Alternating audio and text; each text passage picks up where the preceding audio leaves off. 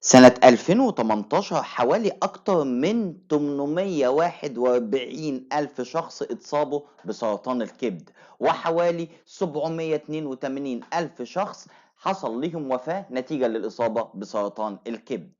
ركز معايا، ده سادس أكتر نوع سرطان انتشار على مستوى العالم، والرابع عالميا في الوفاة. موجود بكمية كبيرة جدا في المناطق اللي فيها إصابات بهيباتيتس سي وهيباتيتس بي، الفيروسات الكبدية سي وبي.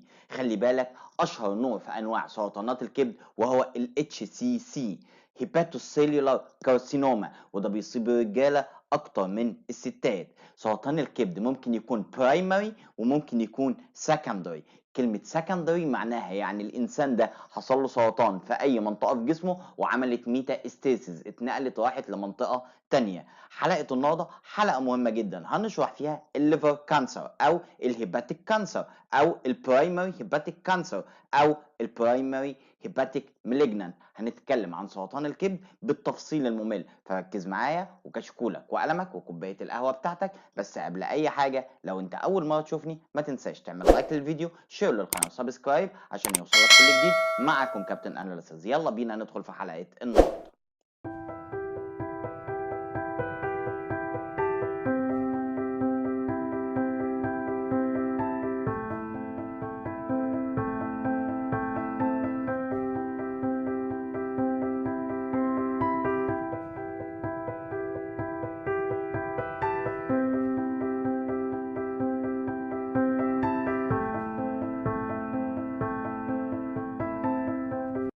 تعال اقول لك اشهر 5 انواع لسرطان الكبد، فركز معايا. اول واحد هيباتوسيلولار كارسينوما واختصاره HCC. تاني نوع عندي انتر هيباتيك كولانجيو كارسينوما. تالت نوع انجيوساركوما اند هيما انجيوساركوما. بعد كده هيباتوبلاستوما، واخيرا الميتاستاسيس تيومر. فركز معايا. هيباتوسيلولار كارسينوما اختصار HCC بيمثل 75% من سرطان الكبد، بيصيب خلايا الكبد نفسها. عشان كده ليه اسم تاني وهو هيباتوسايتس ذات بيكام مالجنانت، خلايا الكبد اللي بتتحول لخلايا سرطانية. طب تعالى نروح على الانترا هيباتيك كولا انجو كارسينوما. السرطان هنا بيحصل في البايل داكت، في القنوات الصفراوية. بيمثل 6% من سرطان الكبد، وبيصيب الناس من أعمار 60 عام ل 70 عام. طب تعالى نروح للأنجيوساركوما والهيمانجيوساركوما، وده النوع نادر جدا من سرطان الكبد، وبيكون عدائي وشرس جدا. بيمثل من 1/10 ل 2%، وبيصيب البلاد فيزل اندوثيليال لاير. طب تعال نروح للهيباتو بلاستوما. هنا بيكون في الاماتيور سيل، الخلايا غير الناضجة الخاصة بالكبد. بيصيب الأطفال حتى عمر 15 عام، بيمثل 1% من مرضى سرطان الكبد. طب ما تيجي نشوف الميتاستيزيس تيومر. خلاص بقى أنت حفظت معايا. كلمة ميتاستيزيس معناها إن السرطان موجود في عضو وانتشر راح لبقية الأعضاء، ده بكل بساطة. يبقى ميتاستيزيس تيومر معناها الإصابة بنوع سرطان آخر من الجسم، تمام، وانتشر لأماكن تانية، زي مثلا الناس اللي عندها ستومك كانسر، كولون كانسر، بنكرياتيك كانسر، بيرست كانسر، بروستاتيك كانسر، لانج كانسر. كل الناس دي معرضة ان يحصل لها ميتاستيسيس ويحصل لها إصابة بسرطان الكبد. امتى نشك ان الشخص اللي معانا عنده سرطان كبد؟ هقول لك شويه اعراض سيمتومز كده، اول ما تشوفها تشك ان المريض ده عنده سرطان كبد. اولا ابدومينال بين، الام في البطن، سويتنج بيعرق كتير، جوندس الصفرة عنده عاليه جدا، ويت لوس بيفقد وزنه، ليفر انلارجمنت الكبد بتاعه حجمه بيكبر بيتضخم، بيعمل فومتنج عنده ترجيع، عنده انيميا، كمان فيفر سخونيه. اول ما بنشك في الاعراض دي بناخد المريض نوديه للطبيب المعالج عشان يبدا يعمل الخطوات الخاصه في تشخيص سرطان الكبد. قبل ما اقول لك ازاي هنشخص سرطان الكبد، تعال اقول لك ايه هي الريسك فاكتور، مين الناس المعرضه للاصابه بسرطان الكبد.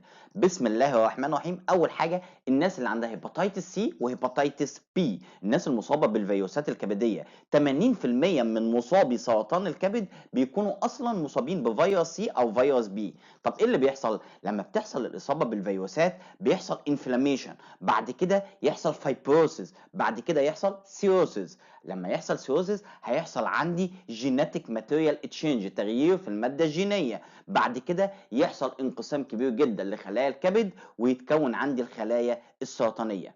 كمان الناس المعرضه انها تشرب الكحوليزم، تشرب كحوليات كتيره جدا. الناس المعرضه للاصابه بالتوكسين، السموم زي الافلاتوكسين، وده بيتم انتاجه من الفطريات زي الاسبراجيلس. كمان الناس الاوبستي، الناس اللي عندها السمنه المفرطه، والميتابوليك سندروم زي مرضى السكر، والناس المدخنه بشراسه، كل دي معرضين للاصابه بليفر كانسر، سرطان الكبد. ركز في المعلومه اللي جايه دي، الناس المصابه بالديدان الكبديه زي البلهارسيا بيصابوا بسرطان الكبد برضه. عرفنا الاعراض وعرفنا الريسك فاكتور، تعالى ندخل على الدايجنوزس، التشخيص عندنا. بص، ليه اكتر من طريقه. اهم حاجه السيمتومز اللي انا قلتها لك، الاعراض دي اول ما بنشك ان المريض عنده ليفر كانسر بنوديه للطبيب المعالج، والطبيب المعالج هيبدا يعمل شويه حاجات كده هشرحهم لك مع بعض. اول حاجه الترا ساوند، موجات فوق صوتيه عشان يشوف حجم الكبد واذا كان متضخم ولا مش متضخم. كمان بيعمل سي تي وام ار اي، حلو الكلام جدا. طب لو لقيت طلع في التقرير عندي ماس، يعني كتلة في الكبد حجمها أكبر من 2 سنتي، بنسبة 95% ده مصاب بالهيباتوسيلولار كارسينوما HCC. طب ركز معايا، ممكن كمان في التشخيص ناخده بايوبسي، قطعة نسيجية من الليفر ونفحصها سيتولوجي، بس بنعمل الحركة دي امتى؟ في حالة عدم وضوح السرطان في الالتراساوند او السي تي. طب ركز معايا، هنكتفي بده؟ قال لك لا، ده انت هتعمل لي شويه تحاليل اضافيه. اهم حاجه تعمل لي تيومر ماركر زي الالفا فيتو بروتين والسي اي 125 والسي اي اي والسي اي 19 و19، ودول هسيب لك اللينك بتاعهم في الديسكربشن، اتفرج عليهم براحتك. وكمان هنعمل شويه تحاليل اضافيه زي السي بي سي، الليفر بروفايل، البيلروبين بروفايل، الكدني فانكشن، الالكترولايت. بعمل تشيك اب كامل على الجسم عندنا عشان نطمن على المريض بتاعنا. تعال اقول لك اشهر تقسيمه للليفر كانسر، لسرطان الكبد، اسمها برشلونه كلينيك ليفر كانسر كلاسيفيكيشن. حلو، حلو جدا. اتقسم عندي سرطان الكبد لستيج 0، ستيج A، ستيج B، ستيج C، ستيج D. فركز معايا. ستيج 0 بيبقى عندي بؤره واحده في الكبد، وحجم البؤره دي اقل من 2 سنتي، ودي مرحله مبكره جدا من سرطان الكبد. طب ستيج ايه؟ قال لك هنا عندي 3 بؤر وحجمهم اكبر او يساوي 3 سنتي. طب ستيج بي عندي اكتر من 3 بؤر، ودي مرحله متوسطه من السرطان. طب ستيج سي قال لك عندك اكتر من 3 بؤر. طب ايه الفرق بينها وبين اللي فاتت؟ قال لك هنا السرطان بيبدا يضرب الوريد الكبدي واكتر من منطقه في الكبد، ودي مرحله خطيره جدا. واخيرا ستيج دي، ودي المرحله الاخيره، وهنا بيحصل موت للكبد، end stage liver function، بيفقد خواصه نهائيا. مش كده وبس، ده بيحصل ميتاستاسيس، السرطان بينتشر في كل الجسم. تعال اقول لك التريتمنت، العلاج. بص، زيه زي اي نوع سرطان، العلاج هيتحدد على حسب حجم السرطان او حجم البؤره السرطانيه والمرحله اللي فيها المريض. وعندي نوعين من العلاج، يا اما كيورتيف اللي هو علاجي، يا اما باليتيف اللي هو مسكن. الكيورتيف زي الجراحه وزي الزراعه وزي استخدام التردد الحراري. اما الباليتيف زي التارجت ثيرابي والراديشن ثيرابي والكيموثيرابي والالكحوليزم. فركز معايا. تعالى نمسك الجراحة، وهنا بنعمل استئصال جزئي partial hepatectomy. بس خلي بالك الطبيب او الجراح هيقابله مشكلة كبيرة، انه بيتعامل مع التيومر الورم، وكمان بيتعامل مع تليف الكبد، فلازم القرار يكون دقيق جدا.